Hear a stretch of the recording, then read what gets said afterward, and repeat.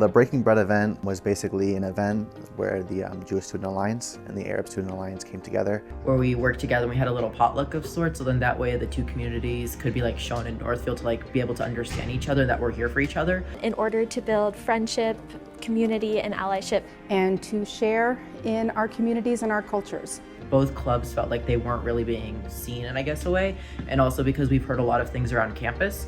So we were like, okay, we should come together and see what we could do to create a solution, and the potluck ended up becoming that solution. I think it was a beautiful event.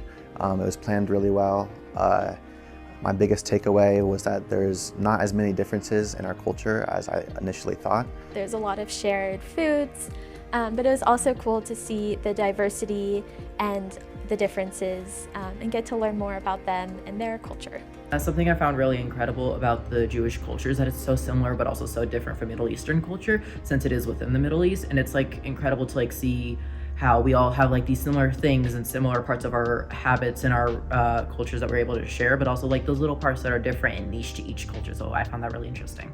And we had posters over the wall with questions on them, and everybody had an opportunity to put up answers to the questions. For example, like, what is one thing that you would want to know about our culture? What are some misconceptions you believe people have about our culture? Educating people about other cultures is a good way to negate the judgment. It was able to show that like all these different people were able to come together, whether they're Jewish or other students who are interested, and it was just incredible to see so many people come to that event from the Jewish side and like express their interest.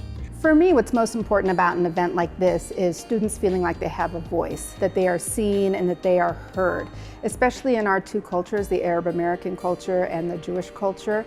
I feel like our voices aren't always represented. I really hope we can have an event like this every year. I think it's super, super important, and now that we've done it once, I think there's a lot we can build on and more programming that we can do together.